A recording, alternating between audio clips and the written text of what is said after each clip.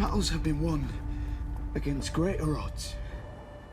I've fought beyond the wall against worse than Ramsay Bolton. You don't know him.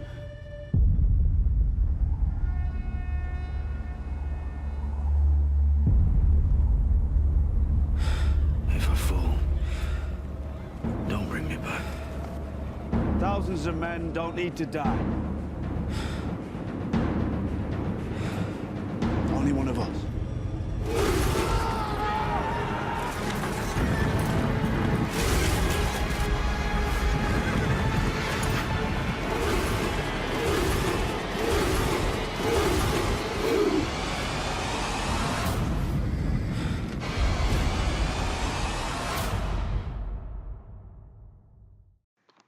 Holy shit.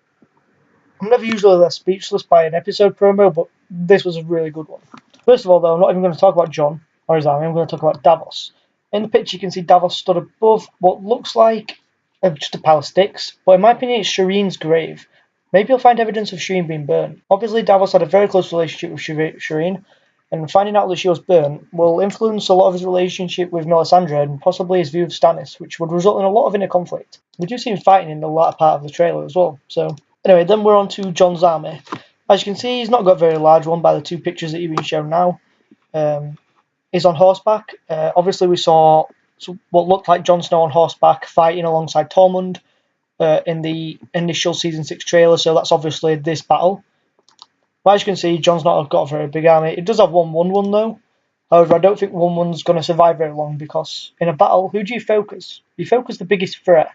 And in my opinion, 1-1 is the biggest threat to the Boltons. He's worth 20 good men. A giant is kind of OP. Okay, so here you see the wildlings. They're fighting against the Bolton pikemen. And the pikemen advance is pretty awesome to say the least. But anyway, just look at that guy behind Tormund. He's fucking loving it. What a mad cunt. He can't wait to get into some Boltons. Anyway, now we're on to Jon. And this is where I'm going to talk about, well, the characters that we're probably going to see die. We're probably going to see Rickon die. That's probably why Jon looks so woozy there. He kind of looks like he's shocked. Like Rickon's just died. Or he's been killed in front of him. In my opinion, he's one of the people that are burning on the crosses. Always been killed right in front of Jon to demoralise him before the battle. That could be what leads to the big charge. Because honestly, charging against the Boltons isn't a very good idea with the defensive line they've got. They're backed up against the city walls, and they're fighting on their home terrain.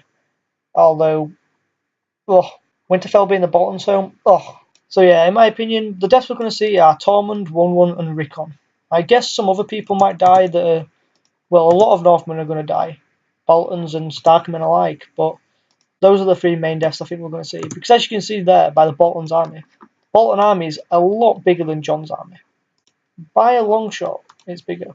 So the only way they're going to win is if they get some support, possibly off the Tullys, although I don't know if they're allowed to help, and possibly off the, most likely from the Knights of the Vale.